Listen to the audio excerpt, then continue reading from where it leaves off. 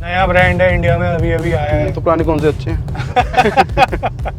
अब क्या ही दे रहे हैं, वो टाटा पंच इतना पुराना है, वो क्या दे रहा है? मेरे को तो नहीं अच्छी लगी। उसने लुक्स बना दिए कि जो लोग ऐसे भी अफोर्ड नहीं कर पा रहे वो पंच ले लो। पर बस बैठना ही थोड़ी है, पावर भी तो चाहिए ना उसमें। पावर है ही नहीं उसमें। पंच से तो कहीं अच्छी चलती है, नो डाउट। बहुत ही अच्छे लोग हैं। इन्होंने मुझे जब मैंने कार बुक करी थी उसकी तभी मेरा एक ग्रुप बना दिया था जिसमें सीईओ तक उसमें ग्रुप में था। अच्छा। व्हाट्सएप ग्रुप में कुछ भी प्रॉब्लम होती थी, कुछ होती, मैं उसमें बात कर सकता था। अब आफ्टर डिलीवरी इन्होंने मेरा एक ग्रुप बनाया जो सर्विस रिलेटेड है, जिसमें भी सब इनका स्टाफ अपर हायरार्की से लेकर नीचे हायरार्की तक सब है। मैं ये कहूंगा कि इस गाड़ी की टेस्ट ड्राइव जरूर लेना आप। जब तक टेस्ट ड्राइव नहीं लेंगे तब तक इस गाड़ी की वैल्यू आपको पता नहीं चलेगी। अच्छा, एक बात बताइए, आप लोग बड़ी गाड़ी आप लोग लेते हैं और साथ के साथ उसमें लोन लेते हैं, ठीक है, फिर आपको ईएमआई देनी पड़ती है, उसके बाद आपको जो है उसमें डीजल या पेट्रोल डलवाना पड़ता है। इससे अच्छा आप एक ऐसी गाड़ी क्यों ना लें जो आपकी रिक्वायरमेंट को फुलफिल करती है, आपको उसमें ईएमआई ना देनी पड़े, आपकी कैश में आ जाए वो गाड़ी और आपके हिसाब से काफ़ी अच्छी चले। यानी कि अगर आप सिटी में चलाते हैं तो आपको उसमें परेशानी ना हो। आज की जो स्टोरी है वो ऐसी ही है। आज हमारे साथ हैं तुषार जी। तुषार जी, बहुत बहुत स्वागत है चैनल के अंदर। और तुषार जी की ये नई नवेली C3 है, 12 तारीख को ली है। अभी मुश्किल से 10-15 दिन हुए हैं गाड़ी को लिए हुए। और तुषार जी की बड़ी ही इंटरेस्टिंग स्टोरी है। जैसे कि मैंने आपको बताया, तुषार जी लेने जा रहे थे स्कॉर्पियो N और ले आए C3। तो ये सारी स्टोरी हम तुषार जी से जानेंगे। ये बताइए, स्कॉर्पियो N में ऐसा क्या लगा? स्कॉर्पियो में हमेशा से ही एक्चुअली मैं ना 8-8.5 साल से चला रहा था i10। तो मेरा हमेशा से मन था कि अब की बार जो नेक्स्ट कार होगी मेरी वो बड़ी होगी। अच्छा। तो मुझे पता चला स्कॉर्पियो नई वाली आने वाली है। तो स्कॉर्पियो N का मुझे पता चला जब मैं उसकी टेस्ट ड्राइव लेके आया। तो उस दिन मुझे वहाँ पे कस्टमर मिले। अच्छा। उन्होंने बताया कि भाई मेरे पे XUV 700 का वो वेट कर रहे थे। अच्छा। उन्होंने बताया कि 1-1.5 साल से वो वेट कर रहे हैं। तो आप सोच लो, आपकी तो अभी बननी भी शुरू नहीं हुई है। अच्छा। क्योंकि जो मुझे चाहिए थी वो बेस मॉडल था, मेरे बजट में बेस मॉडल ही आ रहा था, 15 लाख के आसपास वो पड़ता। तो कह रहे अभी तो बनना भी शुरू नहीं है, सोचो आपको कब मिलेगी। सही बात। फिर दूसरा मुझे उस पर लेना पड़ता लोन के 8 लाख रुपए मेरे पे कैश थे, बाकी जो होता वो लोन होता, मतलब 15-16 हज़ार रुपए के आसपास मेरी उसमें EMI बनती। तो फिर मैंने भी सोचा, मतलब फैमिली में डिस्कस किया कि प्रैक्टिकल नहीं है कि मैं डेली अप डाउन करूंगा। 50 किलोमीटर का अप्रॉक्स अप डाउन है मेरा दिल्ली से। अच्छा, सिटी के अंदर ही आपको सिटी में ही चलना होता है मुझे। फिर मतलब यही सोचा कि नहीं, इतनी बड़ी सही नहीं है और इतना वेट भी नहीं कर सकते। और वैसा सही बताऊं तो महिंद्रा वालों ने ना मतलब बात भी ऐसी करी थी कि अभी आप ना मतलब ये जल्दी बताओ, बुक करनी है तो मुझे कहीं और भी जाना है। और मतलब मैंने ऐसे ही पूछा था नॉर्मल, जैसे कस्टमर पूछता है कि कुछ ऑफर या डिस्काउंट वगैरह, कह रहा ये सब मत पूछो। अच्छा। और जल्दी बता दो जो भी करना है सर, मुझे कहीं और भी निकलना है। तो फिर मैंने घर पे ही बात करी कि तू इतना रहने दे, वैसे भी इतना पैसा लगाने के बाद 1-1.5 साल वेट भी करें। फिर मैं उस दिन 1-2 दिन बाद में XUV 300 बुक करके आ गया था। अच्छा। मुझे हमेशा से पसंद थी वो गाड़ी। मेरे घर में रही थी, 1-1.5 महीना रही थी। मैंने अपनी दीदी की शादी के लिए ली थी हम लोगों ने। अच्छा। तो 1-1.5 महीना मेरे पास रही थी वो। तो मैंने बिना कुछ चलाए, बिना कुछ देखे, मुझे पता थी गाड़ी अच्छी है और उस सेगमेंट में शायद ही कोई ऐसी गाड़ी है जो XUV 300 से अच्छी है। तो हम उसको बुक करवा के आए थे, W6 सनरूफ वाला। अच्छा। फिर उन्होंने वेट करवाया। कितना? मतलब मैंने 1-1.5 महीना बाद फोन किया तो उन्होंने बोला सर अभी टाइम लगेगा। फिर मेरे 2-2.5 महीने करीब हो गए वेट करते हुए। हम सोच चुके थे गाड़ी अब आ रही है 300 हमारी। फिर उन्होंने मुझे 3 महीने होने वाले थे, उन्होंने मुझे ऑफर किया कि ब्लैक ले लो, हम आपको दे देंगे 10 दिन में।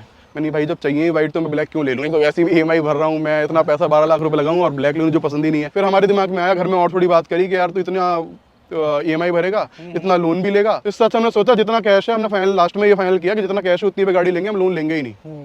हमें लोन चाहिए ही नहीं और हेडेक नहीं चाहिए, क्योंकि अगर हम 4 लाख रुपए में अपने काम में लगाऊंगा वो 8 लाख बन जाएगा। अब मुझे लगता है बहुत ही सही डिसीजन था, क्योंकि अगर मैं XUV 300 भी ले आता, जो ये मुझे फील करवाती वो नहीं फील करवाती। ऐसा क्या फील करवा रही है ये तो बताओ। जैसे मैं रोज रात को निकलता हूँ अपना ना, स्पेशल जब नई गाड़ी आई थी मैं इससे चाय पीने जाता था, मैं खड़ी करता था, मतलब लोग ना घेर घेर के पूछते थे कि 2-3 बार उतरवाया मेरे से गाड़ी से। तो मैं आज आदत हो गई थी, किसने मेरी तरफ का कोई बढ़ रहा है मैं ये पूछने ही आ रहा है। अच्छा, क्या पूछते हैं मतलब कि भाई मतलब ऐसे ही नाइस कार, नाइस चॉइस आपकी। और मतलब अगर प्रैक्टिकली भी देखा जाए ना, मुझे नहीं लगता 8 लाख में इससे अच्छी आपकी गाड़ी है ही नहीं। अच्छा स्पेस मिल जाता है और SUV टाइप की है, भले ही इसको सिट्रोइन हैचबैक बोलती है, लेकिन ये SUV शेप की गाड़ी है। ग्राउंड क्लियरेंस भी अच्छा है।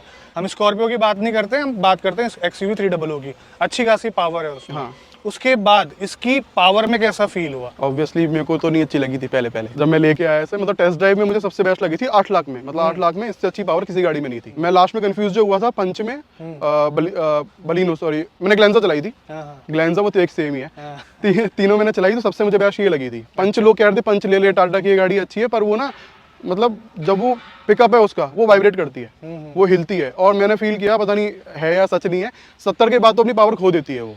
उसके बाद उसमें पावर है ही नहीं। ठीक और इसमें ये है, ये तीसरे गियर के बाद और 30 की स्पीड के बाद इसमें पावर बहुत ज्यादा है। शुरुआत में लैग है, बाद में बहुत अच्छी पावर डिलीवरी है, आपका कहने का मतलब ये है। हाँ। अच्छा, आप बता रहे थे कि शुरुआत में अच्छी नहीं लगी, क्या यही रीजन है उसका? एक्सपीरियंस मेरा शुरुआत में इसलिए भी अच्छा नहीं था क्योंकि जब मैंने जिस दिन गाड़ी डिलीवरी ली थी उस दिन ये शायद 2-4 किलोमीटर बाद, डिलीवरी वाले दिन ही 2-4 किलोमीटर चली थी, शाम को लेट हो गया था 6 बजे के आसपास। मैंने वॉल्यूम के लिए बटन प्रेस किए इसके, तो स्टीयरिंग माउंटेड जो कंट्रोल्स होते हैं वो नहीं काम कर रहे थे इसके। अच्छा। डिलीवरी वाले दिन तो थोड़ा सा मुझे अच्छा नहीं लगा। तो वैसी गाड़ी समझ नहीं, क्योंकि मैं आफ्टर एक्सयूवी में इस पे आया था, तो पावर के लिए ही आया था क्योंकि पावर सस्पेंशन इसके ही मुझे सबसे बेस्ट लगे। और उसके बाद ऐसी फील हो रहा था, और स्टीयरिंग इसका ऐसा चीप फील हो रहा था जैसे गाड़ी तो पूरी बना दी है, लास्ट में स्टीयरिंग उन्होंने भूल गए थे, बाद में लगा दिया किसी और गाड़ी का कि मतलब स्टीयरिंग में कुछ है ही नहीं। और दूसरा शायद ना, अब मुझे ऐसा लगता है वो खराब नहीं था स्टीयरिंग, मुझे उसकी हैबिट नहीं थी वो छोटे स्टीयरिंग की, और थोड़ा सा जो रिस्पांस था मुझे, मैं मारुति और मैं आफ्टर होंडा ही आया था इस पे, तो मैं उससे एक्सपेक्ट कर रहा था कि वैसी फील होगी, तो ये वो फील नहीं दे पा रहा था शायद, इसलिए मुझे अजीब लग रहा था। पर अब मैं मतलब सही लगने लगा है। लेकिन हाँ, फिर डिलीवरी वाले दिन जब मैं उस पे शोरूम पे वापस गया तो उन्होंने बोला कि भाई पहले दिन ही ऐसी बातें कर रहे थे वो कि अब ये सर ठीक नहीं हो रहा, अब ये डीलरशिप पे ठीक होगा। अब तो मैं शोरूम से निकला हूँ डिलीवरी लेके, अब मुझे कह रहे हैं डीलरशिप पे ठीक होगी, वहाँ पे लेके जानी पड़ेगी, ये होगी सॉरी हाँ सर्विस सेंटर पे। लेकिन मैं मतलब इतना अच्छा लगा वहाँ के जो बिहेवियर था उनका, वहाँ के सीईओ भी आ गए और उन्होंने इतने अच्छे से हैंडल किया। उसी दिन रात को 9 बज गए थे शायद हमें उस शोरूम पे ही, उन्होंने हमें जाने नहीं दिया जब तक प्रॉब्लम सॉल्व नहीं हो गई। वहाँ पे मतलब हमें ठीक से ट्रीट किया, हमारे लिए स्नैक्स वगैरह मंगवाए, वो थोड़ा सा अच्छा बिहेवियर, उनको भी शायद इसलिए बाहर जाके हम बुराई ना करें लेकिन अच्छा बिहेवियर था, काफी मुझे अच्छा लगा। क्योंकि और मैंने लोगों के सुने, अगर कुछ दिन पहले दिन भी किसी का कुछ प्रॉब्लम आ जाती थी तो और टाटा वगैरह का मैंने सुना था ऐसा कि वो कहते थे डीलरशिप पे ही होगा, उस दिन नहीं होता था क्योंकि वो रीजन देते कि टेक्निकल बंदा नहीं है वगैरह कुछ भी बोल देते, पर उन्होंने बंदा मंगवाया नजफगढ़ से। अच्छा। उसी दिन ठीक करके हमें वो प्रॉब्लम दे दी। तो शुरू वाले दिन का एक्सपीरियंस और आज वाले दिन का एक्सपीरियंस बताइए। बेस्ट है। बेस्ट है। अब मुझे लगता है बहुत सही डिसीजन लिया, गलती से आई कैसे आई पता नहीं, लेकिन ये जो आई इससे अच्छी कोई गाड़ी थी नहीं। 8 लाख में मुझे बहुत सही गाड़ी मिल गई। अच्छा, i10 के कंपैरिजन में कैसी लग रही है? i10 के कंपैरिजन में मैं वही बता रहा था, इसमें ना जो फीचर्स मैंने सोचा था i10 के बाद कि मेरी नई गाड़ी में होंगे, उसमें एक नहीं है। और जो मुझे सोचा था कि मुझे नहीं चाहिए वो सारे दे दिए हैं इसमें। अच्छा। मेरे जो मुझे पसंद नहीं थे वो सारे फीचर हैं इसमें।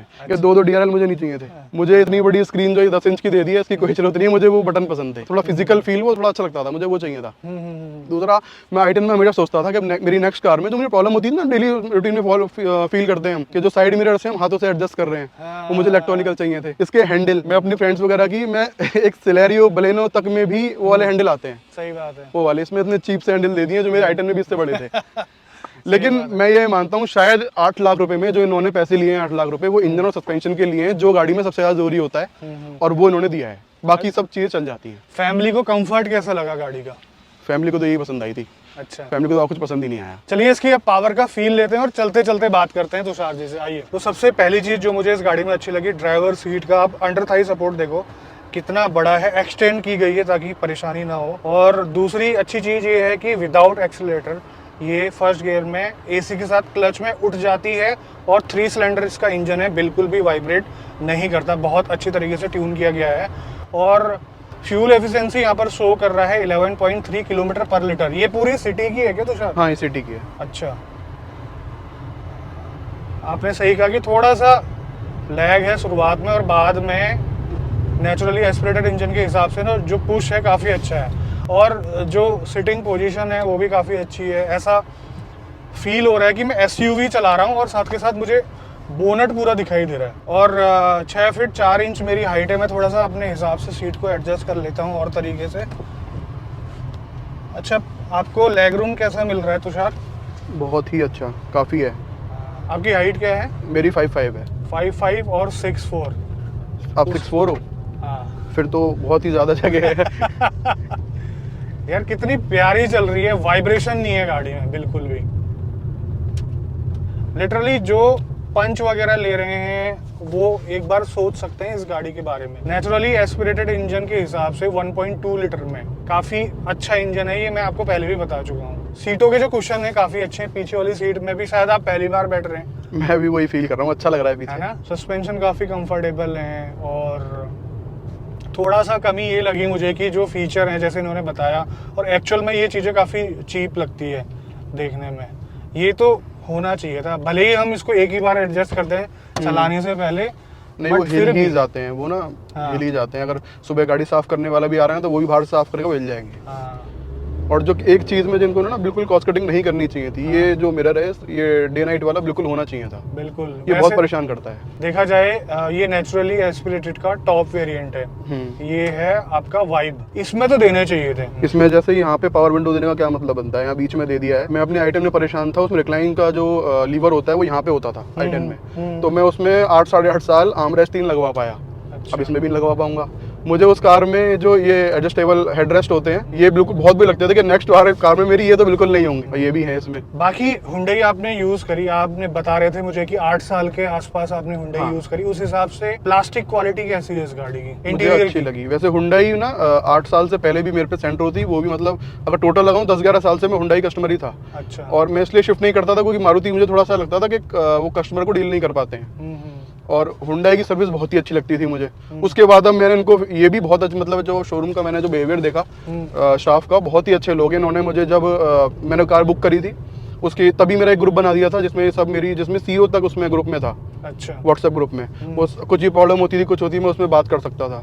अब आफ्टर डिलीवरी इन्होंने मेरा एक ग्रुप बनाया जो सर्विस रिलेटेड है, जिसमें भी सब इनका स्टाफ अपर हायरार्की से लेकर नीचे हायरार्की तक सब है उसमें। देखो जिस हिसाब से मैं इसको फील कर पा रहा हूँ, तो मैं आप लोगों से कहना चाहूँगा, अगर 8 से 9 लाख का बजट है, वैसे इसका टर्बोचार्ज जो पेट्रोल इंजन है वो काफ़ी ज़्यादा पावरफुल है। उस गाड़ी का पावर टू वेट रेशियो इतना ज़बरदस्त हो जाता है कि आपको उस गाड़ी में सिर्फ पावर दिखेगी, है ना। तो मैं ये कहूँगा कि इस गाड़ी की टेस्ट ड्राइव जरूर लेना आप। जब तक टेस्ट ड्राइव नहीं लेंगे तब तक इस गाड़ी की वैल्यू आपको पता नहीं चलेगी। इन गियर एक्सेलरेशन इतना ज़बरदस्त है, मुझे गियर डाउन शिफ्ट करने की जरूरत नहीं पड़ रही है। हाँ, एक पावर की वजह से तो मैंने गाड़ी ली है, वरना अगर इसमें ये पावर नहीं होती गाड़ी में कुछ नहीं है, बेकार गाड़ी है। फिर था ही क्या इसमें? कुछ नहीं है इसमें। फिर सस्पेंशन इसके इतने अच्छे हैं कि मतलब जो मैं डेली फील करता था ना, जो पॉट होल्स वगैरह मेरे डेली का एक ही रास्ता है, तो मुझे पता होता है कौन सा झटका कितनी तेज लगेगा।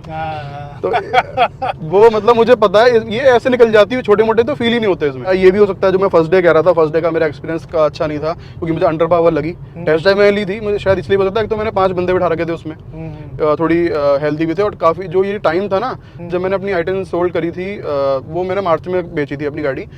तो इस टाइम तक मैं ना घर में मेरी और गाड़ी है जो स्कोडा येती और रैपिड चला रहा था मैं। अच्छा। तो हो सकता है मेरा हाथ उस हिसाब से बैठा हुआ था और मैं एकदम इस पे आया तो थोड़ा मुझे अजीब सा लगा। i10 से अच्छी चल रही है पावर डिलीवरी के मामले में। पावर डिलीवरी बहुत अच्छी है, पर जो फील है ना स्टीयरिंग का जो फीडबैक है वो नहीं है इतना अच्छा। बाकी ये बताइए आप, थोड़ी सी घबराहट नहीं हुई आपको सिट्रोइन में जाने में? नहीं, नया ब्रांड है, इंडिया में अभी अभी आया है। तो पुराने कौन से अच्छे हैं?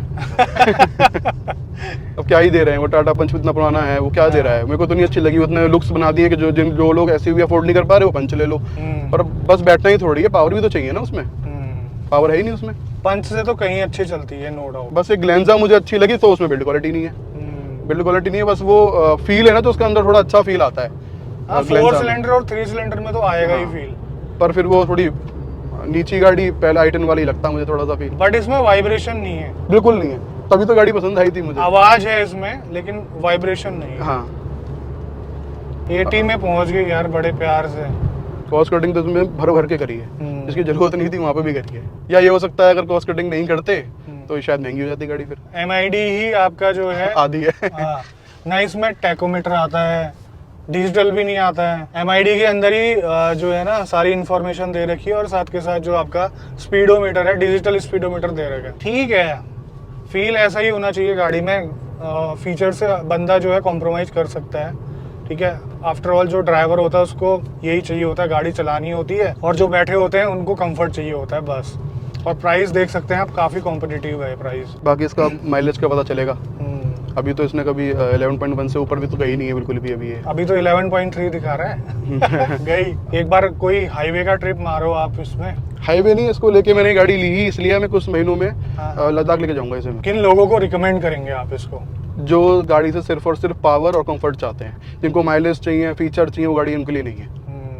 जिसको पावर चाहिए कि मतलब अगर वो हाईवे पे जा रहे हैं तो कोई उनको ओवरटेक ना कर पाए, ये उनके लिए है। नहीं, अपने माइलेज की बात करी, लेकिन मैं ये कहना चाहूँगा इतनी जल्दी जज नहीं कर सकते माइलेज को अभी। और मेरे हिसाब से जब हमने फर्स्ट टाइम इसको चलाया था तो आराम से 16-17 का दे रही थी MID पे। अच्छा, दे दे तो अच्छी बात है। अभी आप इसको तरीके से चलाओ। जब हाँ, ये भी हो सकता है, अभी जब से गाड़ी आई है मैं इसको टेस्ट ही कर रहा हूँ, खींच ही रहा हूँ। अच्छा। तो वही रीजन है जिसकी वजह से एवरेज नहीं बढ़ा। आप 11.1 बता रहे थे और अभी 11.4 हो चुका है। थोड़ी देर और चला लो फिर। जिस गाड़ी के इंजन में स्ट्रेस नहीं होता है ना, वो निकाल कर देती है एवरेज। 9 लाख में इसका on road turbocharge petrol engine आ जाता है। आप कंपेयर कर लो किसी भी गाड़ी से, ड्रैग रेस करके देख लो, ऐसे तैसे कर देगा। तो दोस्तों ये है तुषार जी का एक्सपीरियंस और उनकी C3 काफ़ी अच्छी चल रही है। आपको भी इसका जो है टेस्ट ड्राइव जरूर लेना चाहिए। तुषार जी आने के लिए, इनपुट देने के लिए बहुत बहुत धन्यवाद और उम्मीद करता हूँ कि आपको ये वीडियो पसंद आई होगी। आज की वीडियो में बस इतना ही। मिलते हैं बहुत जल्द आपसे एक नई वीडियो में, तब तक के लिए बाय बाय। ख्याल रखिए अपना। भारत माता की जय।